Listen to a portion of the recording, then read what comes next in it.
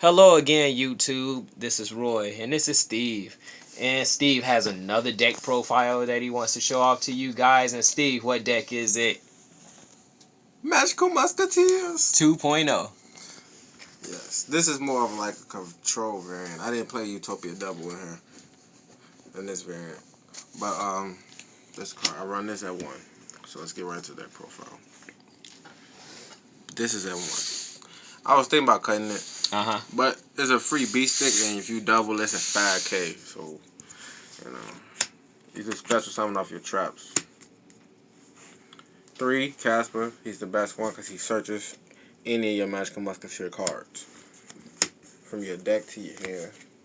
She special summon any of your Magical Musketeers from your deck. Alright. In defense position. This guy, he's a Lord Darkness. He just discard one of your Magical Musketeer cards and he draws 2.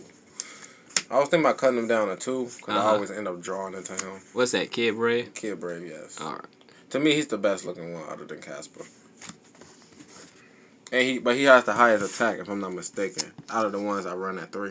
Right. He had the highest attack. Because Starfire is 13 and Casper's is 12. Okay. Play at 2 because open hand, he don't really do anything. You want to special summon off of Starfire or you want to special summon off Max.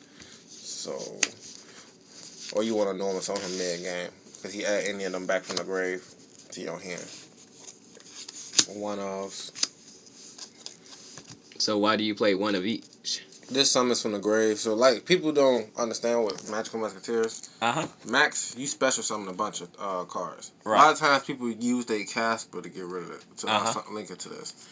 So, if you use this, you summon this, and then you activate an effect, you can bring back any of your cards back from the grave. Okay. Any of your monsters.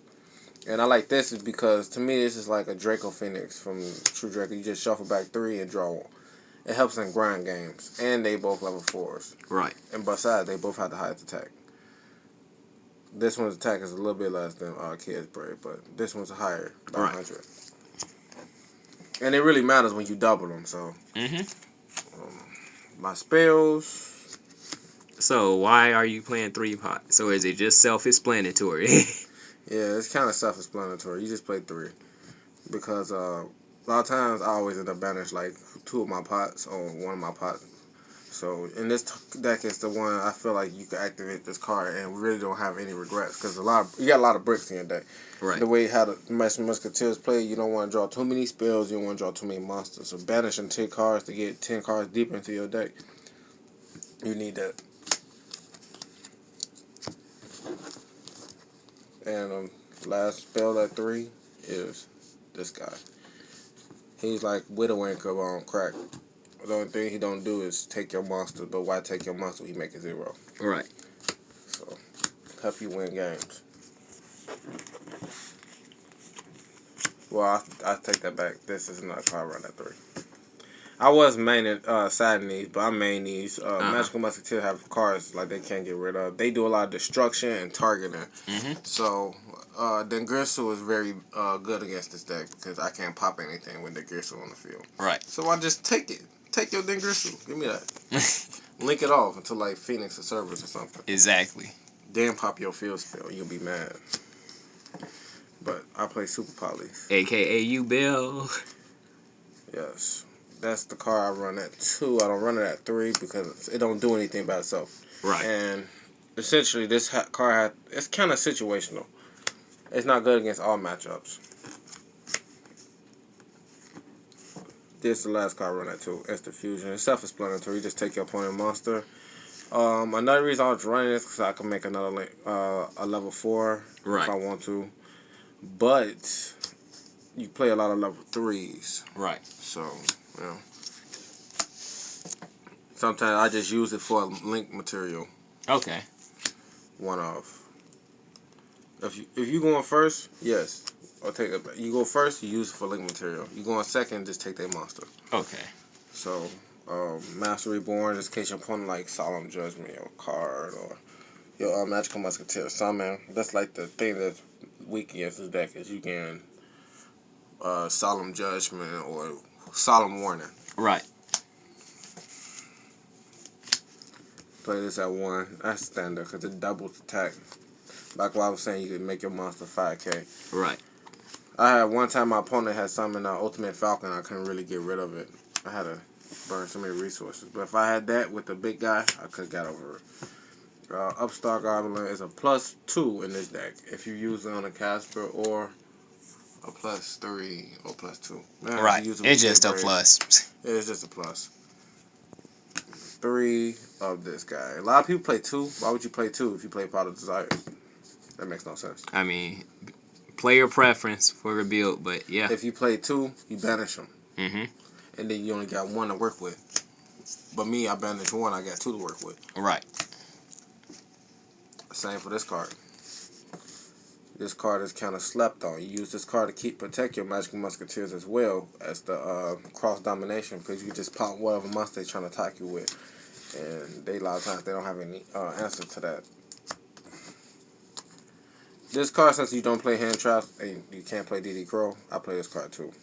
Isn't that like a DD Crow for them anyway? It's a DD Crow ×3, yeah. Because it banishes up to 3 cards in the grave. So you don't have to banish 3, you can banish up to 3. And I like to use this to prop my my monster effects. Okay. So the last one. This is why I run the big guy, because you can special summon the big guy from your hand. And when you do that, this card is activated the same turn, like on your opponent's turn. Right. Because a lot of times I would probably like set this card. You know.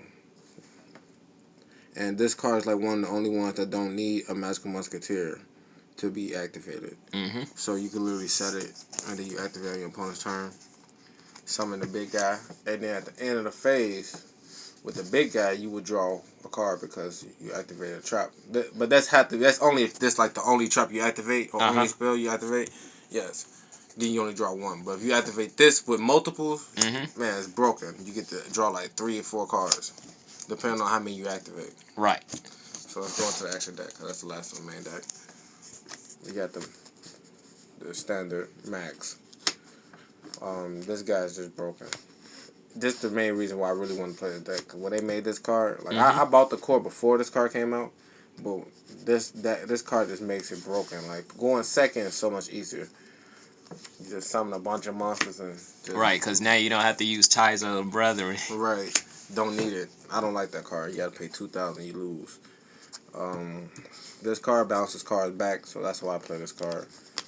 It's a good card to out, like when you use Instant Fusion. What I was saying, you normally summon Instant Fusion. Right. Link it to this, and then if you have like a trap to summon another, you can just bounce it back. But there's multiple ways to get cards out. Like you get Starfire to get 2 out, take their monster, that's 3 cards. So you got multiple ways to do it. This card boosts all the attack to 500. Oh, and there's a lot of dark decks out here, so it makes them dark monsters weaker. Especially when Colossus is trying to kill you. Right. Nightmare Phoenix. Just to pop a back room. Cyber. Main monster. And Unicorn. Just shuffle. Self-explanatory. Yep, and I really use them because you could co-link them. Right. And I usually want their effects to co-link because it help you dig deeper into your deck. You never really use that. Right, to draw. Right. Like, if you really want to, you could, like, line up your whole board with Max and then just start linking off into these. And then if you keep them on the field, essentially you could get more pluses. Right. Especially off of Unicorn. Which nobody ever used Unicorn out of fact. That card slept on. It was $35 for a long time for a reason. Exactly. Another card that help get rid of cards. It's like a pseudo Dingersu to me. The reason why I run Instant Fusion. Oh, wait, never mind. You're right. My other fusions. These are my super poly targets. Sorry, I got them so spread across. And the other card for Instant Fusion.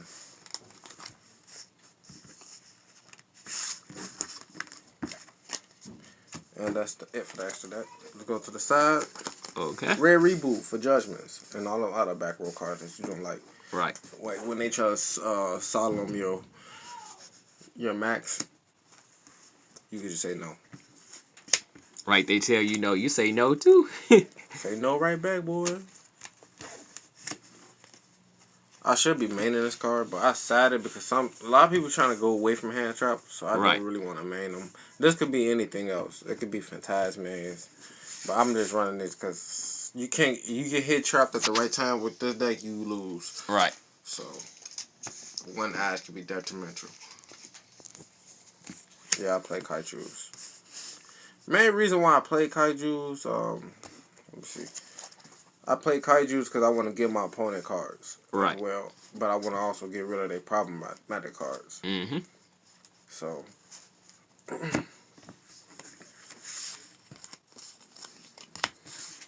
For the hand traps, I just run Lancia.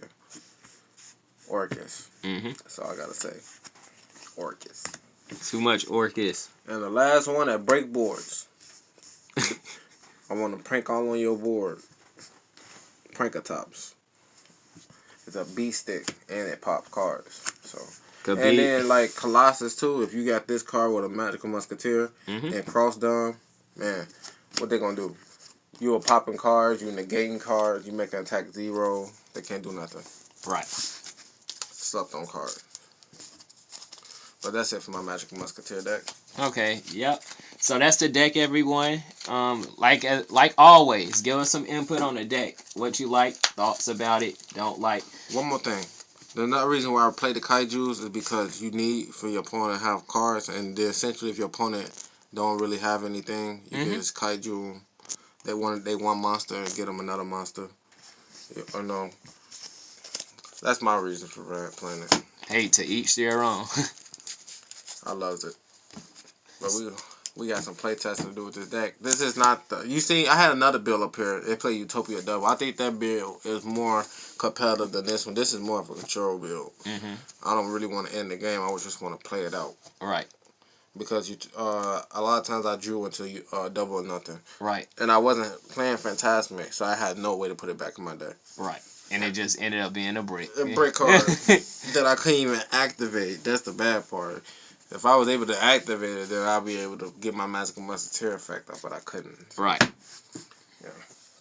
Yep. So everyone, again for the final time, that's the deck profile. And if you guys have any comments, suggestions, or anything, constructive criticism, we need it.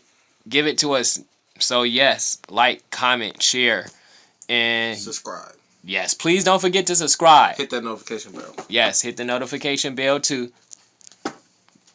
And this is Steve, and this is Roy from RNS Gaming, and we are out.